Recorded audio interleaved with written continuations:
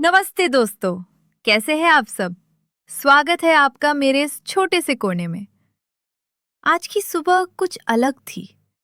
हाथ में चाय का प्याला और सामने दिव्या प्रकाश दुबे जी की ये खूबसूरत किताब अक्टूबर जंक्शन। इसे पढ़ते वक्त मुझे लगा कि कुछ जज्बात सिर्फ पढ़ने के लिए नहीं, सुनने के लिए होते हैं। इसलिए आज मैं आपकी दोस्त एक जरिया बनूंगी इन लफ्जों को आप तक पहुंचने का। आज हम बात करेंगे उन दूसरे मौकों की जो जिंदगी हमें अक्सर देती है पर हम समझ नहीं पाते।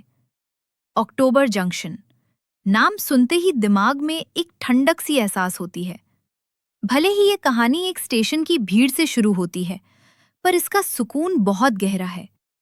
दिव्या जी ने सुधीर और चित्र के किरदारों को इतनी खूबसूरती से बुना है कि लगता है ये हमारी और आपकी ही कहानी है। ये एक ऐसी मुलाकात है जो शायद होनी ही नहीं थी, पर होनी जरूरी थी।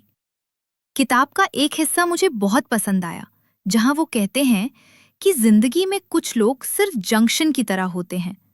वो हमें मिलते हैं, हमें रुकने पर मजबूर करते हैं और फिर हमें हमारी सही ट्रेन दिखाकर खुद वही रह जाते हैं। सोचिए, हम सबकी लाइफ में कोई ना कोई ऐसा रहा है ना, जो आया, जिसने हमें बदल दिया और फिर वो चला गया। हम अक्सर उन रास्तों को ढूंढते हैं जो हमने कभी चुने ही नहीं, और उन लोगों का इंतजार करते हैं जो कभी वापस आने वाले ही नहीं। अक्टूबर जंक्शन हमें यही सिखाता है कि ठहरना बुरा नहीं है, लेकिन रुक जाना बुरा है। ये लाइंस पढ़ते वक्त मुझे अपने पुराने दिन याद आ गए। हम सब किसी न किसी मोड़ पर रुके हुए हैं। दिव्या प्रकाश दुबे की खासियत यही है कि वो बड़े से बड़े दुख को इतने सरल शब्दों में कह देते हैं कि दिल को सुकून मिल जाता है। उनका लिखना ऐसा है जैसे कोई पुराना दोस्त कंधे पर हाथ रखकर कह रहा हो, कोई बात नहीं, सब ठीक हो जाएगा। आगे इस कहानी में दूसरे मौके की बात होती है।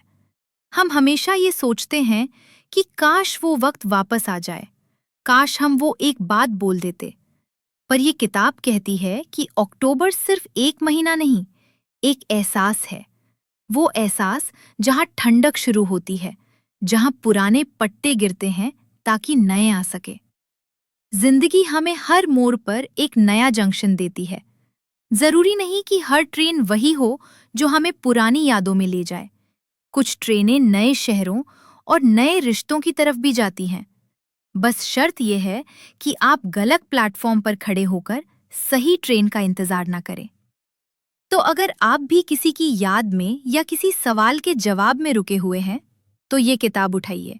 शायद आपको अपना जंक्शन मिल जाए। आपकी जिंदगी का सबसे यादगार अक्टूबर कौन सा था? मुझे कमेंट्स में जरूर बताना। अगर आपको ये कोशिश अच्छी लगी तो मेरे साथ जुड़े रहिएगा। अगली बार फिर मिलेंगे, किसी नए मोड़ पर, किसी नई किताब के साथ।